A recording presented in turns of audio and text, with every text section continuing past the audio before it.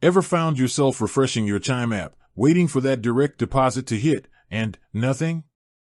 You know payday is today, maybe even yesterday if you're used to getting paid early with Chime, but the money just isn't there. It's that feeling of panic, right? The bills are due, the weekend is calling, and your bank account is giving you the silent treatment. So, what's going on? Why is your Chime direct deposit delayed? The truth is, while Chime is known for getting you your money up to 2 days early, a few factors can still cause a delay. The most important thing to remember is this: Chime can only deposit your money once they receive the payment file from your employer. Think of Chime as the speech-to-delivery driver, but if the package isn't dropped off on time, they can't deliver it. So, let's break down the most common reasons for a delay. First and most likely, the issue is with your employer's payroll. Sometimes, for a variety of reasons, they might submit the payroll file to the bank later than usual. It could be a simple mix-up, a processing issue, or maybe someone was just running behind.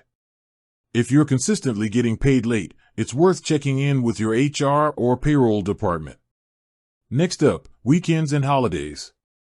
The banking system, including the ACH network that handles direct deposits, doesn't operate on weekends or federal holidays. If your scheduled payday falls on one of these days, your deposit will likely be processed on the next business day. Chime actually works around this by making the funds available early, but it's not a guarantee. It all depends on when the payment file is sent. Another reason could be your very first direct deposit with Chime.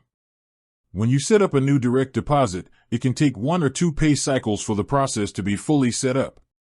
This is a one-time thing, so after the first successful deposit, things should be smooth sailing.